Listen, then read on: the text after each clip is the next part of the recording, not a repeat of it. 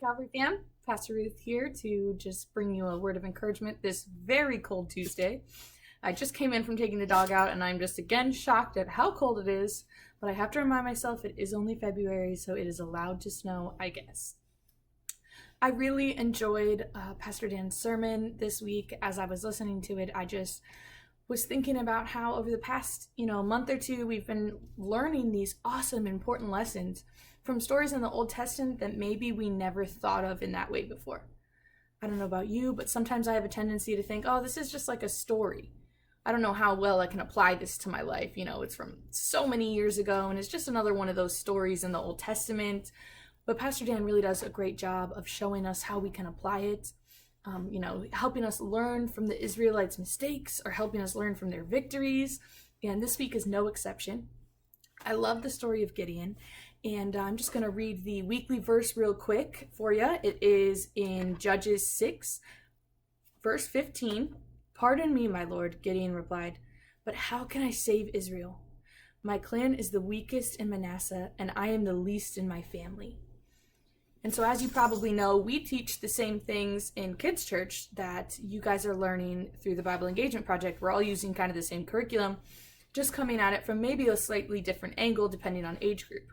And so on Sunday, I was teaching about Gideon, and I was teaching about this very verse too, which is funny because, Pastor Dan and I didn't really connect, and so he didn't know that it was going to be a focus for my lesson, and I didn't know that it was going to be the weekly verse.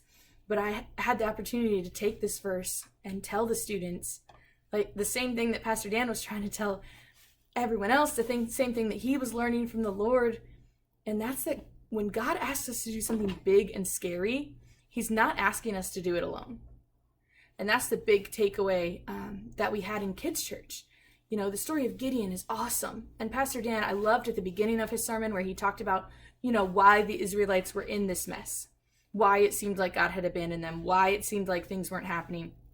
And he talked about the sin that was happening and how for years they had done things that were against what God wanted. And he kind of took that approach and then went into God always has a plan. And he rose up Gideon, and Gideon was the hero of the story.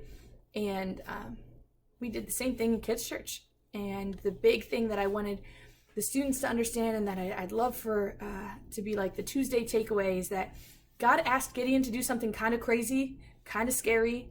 And, Gideon's reaction is, man, I wouldn't really be picked by anybody else to do something that was even a fraction of this amazing. Like, man, are you sure you have the right guy? And sometimes I think we have that reaction.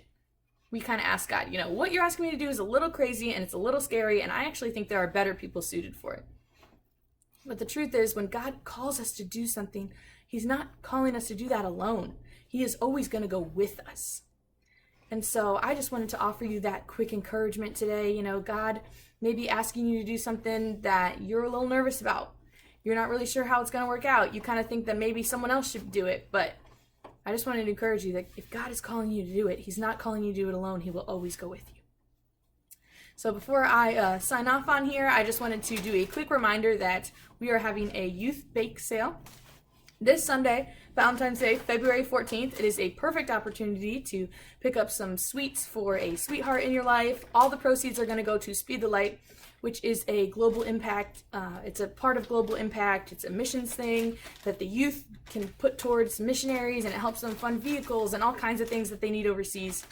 And so I'm really proud of our youth putting this together, supporting something bigger than themselves, because they also feel like God is asking them to do that. And so I just want to encourage you, bring some cash on Sunday. I know I'm going to have to make a stop at the bank because I never carry cash anymore, but I am for sure going to be getting some of those cookies and cupcakes. So make sure you bring some cash on Sunday, and we look forward to seeing you there.